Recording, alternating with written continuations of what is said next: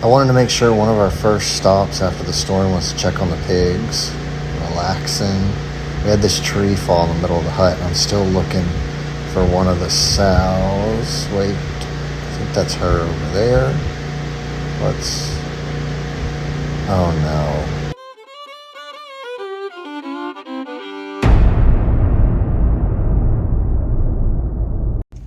no. All right, tropical storm. What will more than likely be Hurricane Beryl when it makes landfall.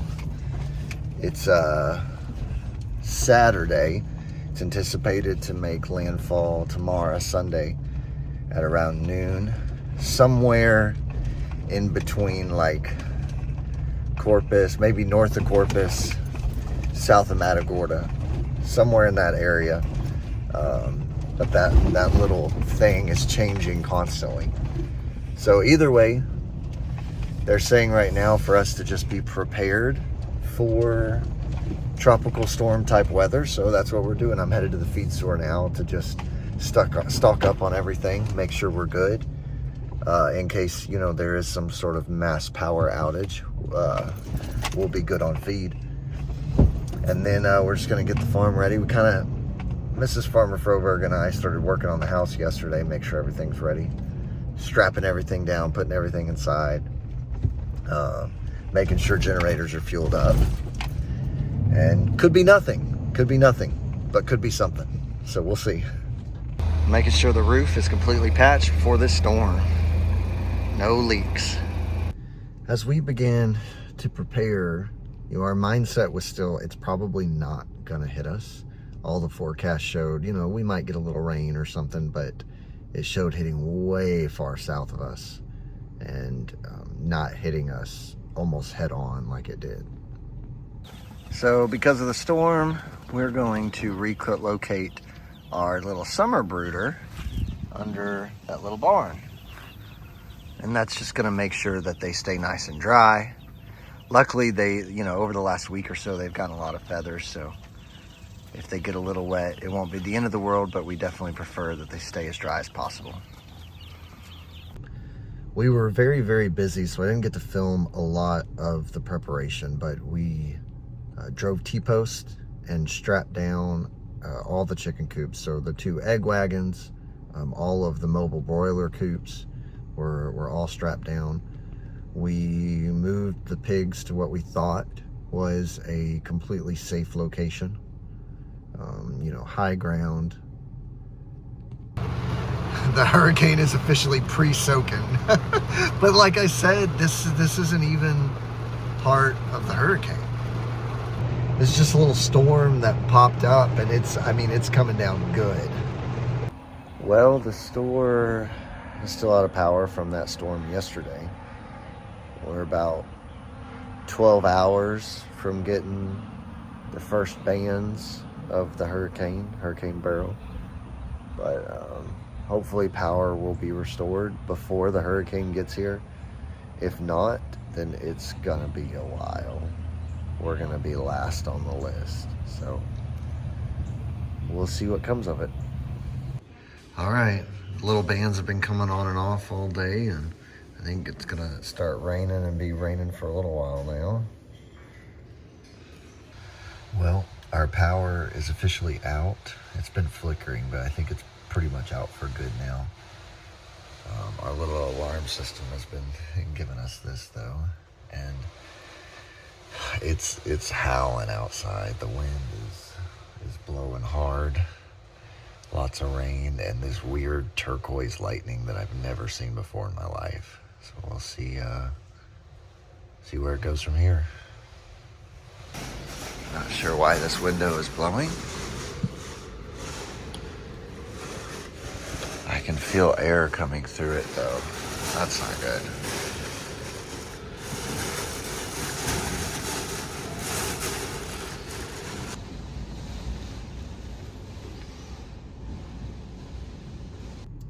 So I kept going through these phases while the storm was actually hitting us, and it was like, okay, like it's starting to settle down.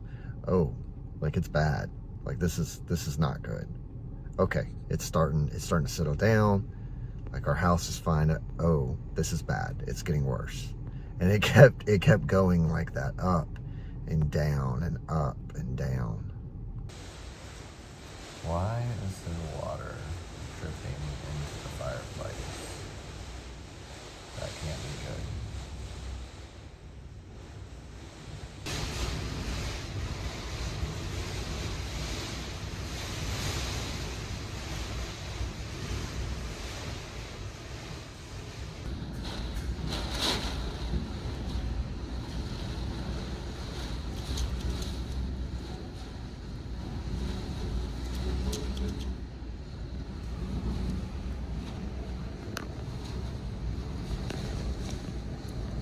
Pretty sure there's supposed to be a gate right there. Not pretty sure, I know. Don't think there's a gate right there.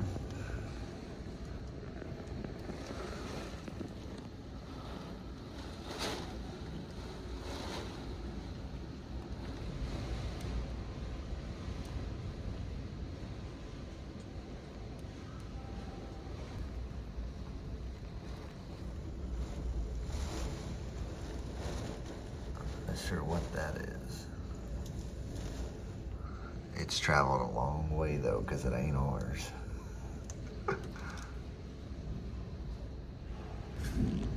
Soar, little buddy, soar.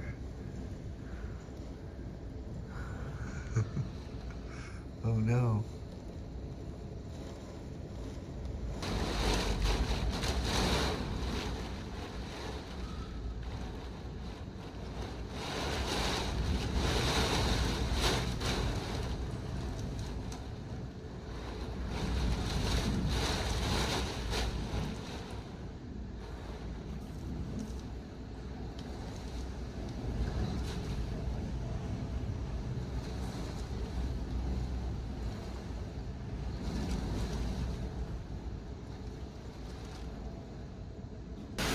So that's a power line, so that's gonna be a problem.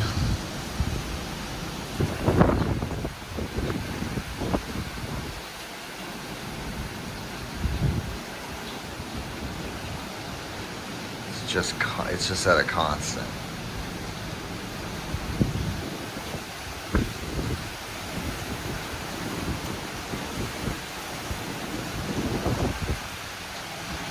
Oh, that's another power line that broke too. There's two of them right beside each other. Just saw that poses some big problems. So upon further discovery, we have that pole and we have that pole down. So that's not great. Okay, I'm going to get the generator. The wind's finally died down a little bit enough to be able to walk on the hills. I know. There's that power line. There's the other one. Everything else looks fine. Oh, figured out. That little thing against the fence was a trampoline. And one of the lulls, little farmer Frogberg went out to get it. The pond is full. Very full. It's crazy. Woo! It's really blowing. I just wanted to check on everything while I was out here. Okay. The camper definitely moved because that was definitely touching the ground. Yeah, you can see it's kind of shaking a little bit. I need to get this thing off. That whole thing is moving.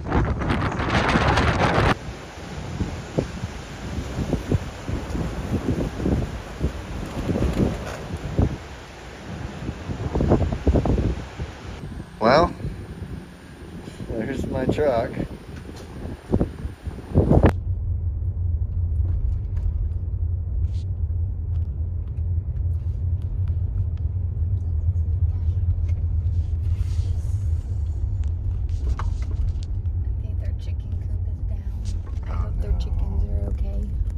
Chickens are okay too.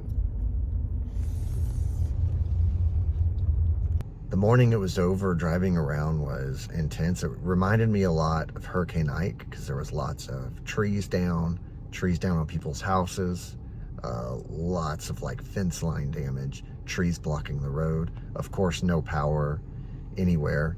It's kind of a weird feeling going into communities that don't have power. Of course, if you're on a well, no water.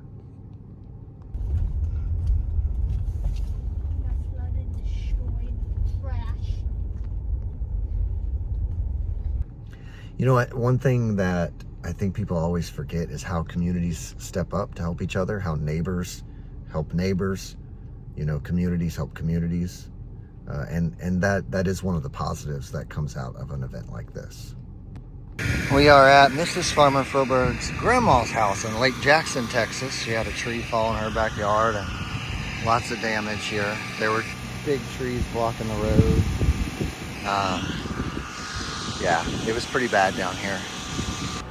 So last night in one of the clips you heard me say, when I was looking at our alarm system monitor, you heard me say I saw turquoise lightning, and it just hit me. It was the power line poles breaking, because I saw the turquoise lightning on that side of the house. It was those poles arcing. But like, you know, in the moment you're like, what that was lightning. That was like a blue colored lightning. It was not. It was the power line poles breaking.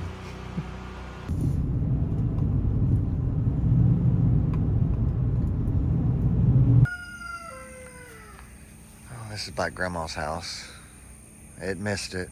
Damaged a little bit of the fence, but it could have been a lot worse. This happened because we got all that rain the day before, saturated that ground.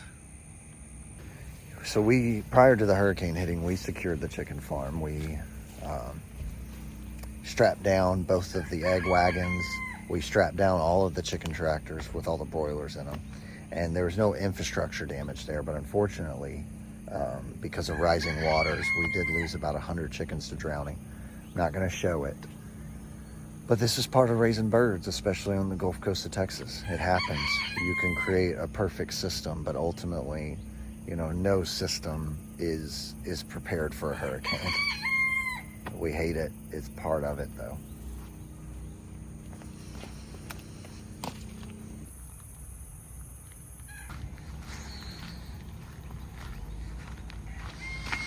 This is the old store where that my grandpa built, and it got blown around pretty good.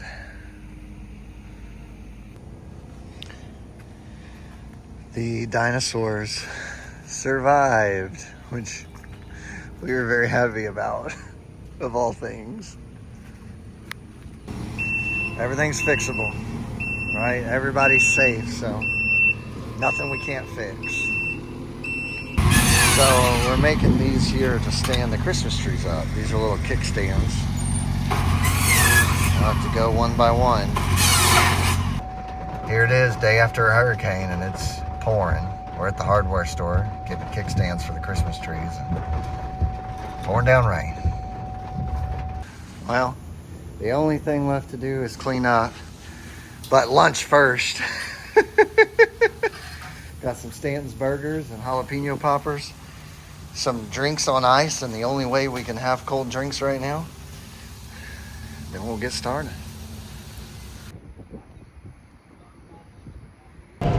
Having to bury animals, having to bury chickens, having to bury pigs,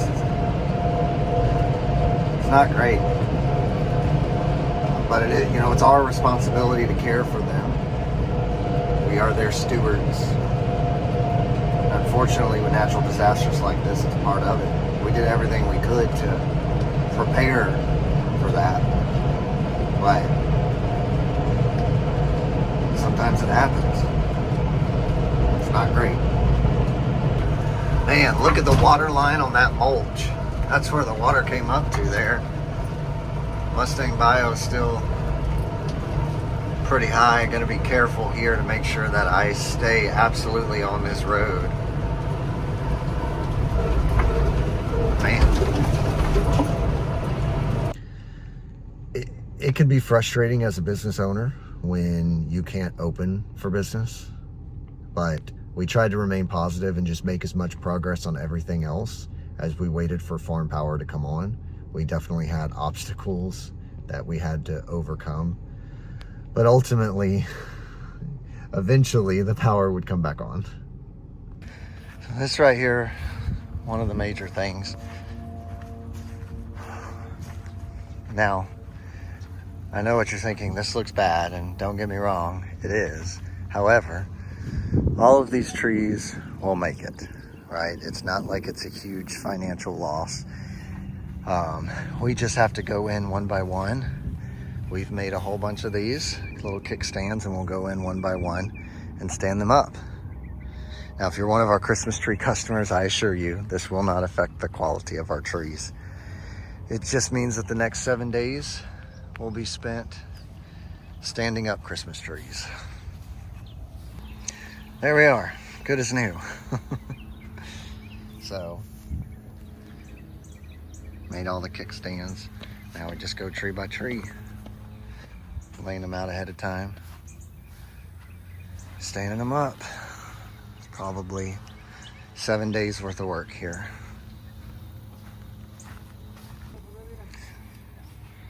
Get the tree level.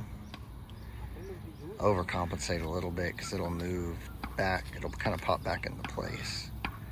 Put the kickstand in. Little anchor on it. There we go. One by one. A couple days without power. When you see one of those trucks, you're like, wait. You gotta set new poles. You gotta set new poles. That truck you got's not gonna cut it, buddy. We need electricity. Warming up apple pie in a pan, because we do still have gas. This is gonna be delicious. Still no power this morning. Just topped off the generators. Gonna head to the farm. We got another day of cutting kickstands and standing up Christmas trees. The power company's at the farm. Now we wait and see. There they go. Come on, we need power. Well, power's still not on, but the truck's still out there. So in the meantime, I'm gonna deliver some watermelon to Stanton's in Alvin. So, you know, they can't come here to get our watermelon. Let's send them somewhere else to get it. As I was leaving, I stopped to talk to him. They said the power should be on within the hour. Gave him a couple. I brought a few extra melons in the truck with me just in case. Went ahead and gave it to him. I was like, good answer, guys. I'm just kidding. We would have given them to him anyways, but our power's not back on yet, which means you're not allowed to be here. Do not drop any more rain or bring us any more wind. Tired of this. Just kidding.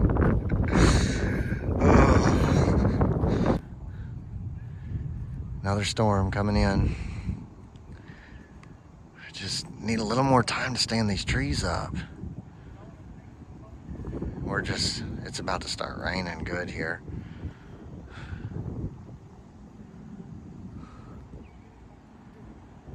You can see it's raining back there. The air got real cool. Just a little system right over us.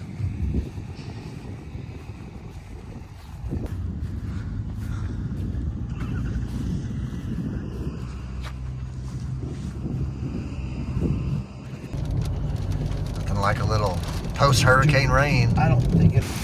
Well, there it is. Coming down good, post-hurricane.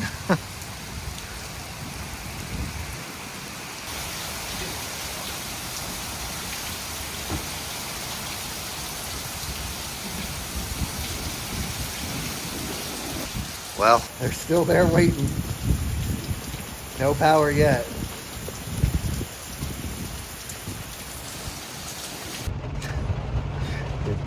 Still raining.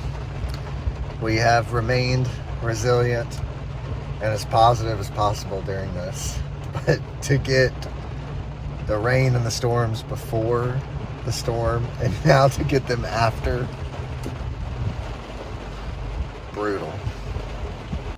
It's always weird to be in a store that's just on emergency lights, cash only.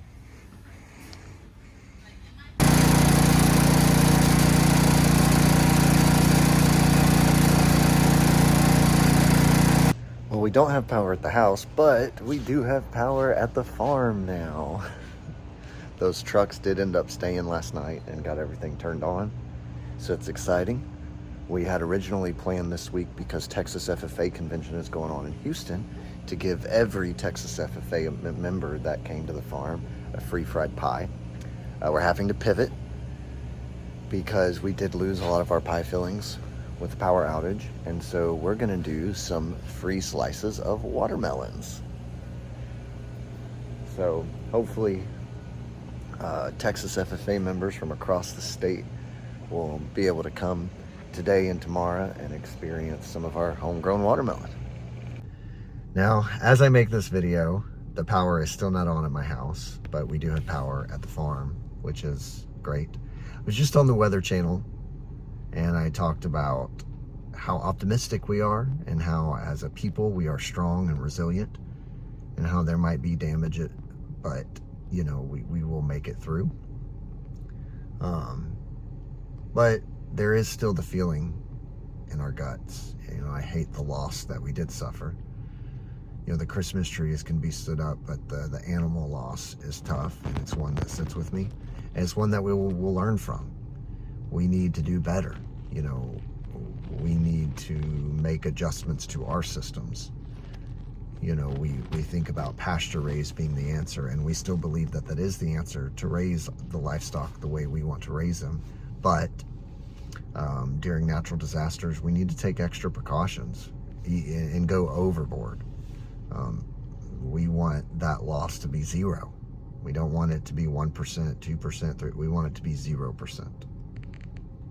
Hey look, we got poles. Come on. We got a whole crew working. All we need is for what happened yesterday at the farm to not happen. We need that storm to stay away. That doesn't sound good. Well, to bring it all to a close, Mrs. Farmer Froberg just texted me, and our power is on officially. What an adventure. You know, today we worked on continuing to clean up the farm, stand up Christmas trees, and then get everything reordered. One thing I don't think I talked about before was, you know, we had to completely dump our freezers and our coolers at the farm. And so getting everything reordered and restocked, moving forward, open for business.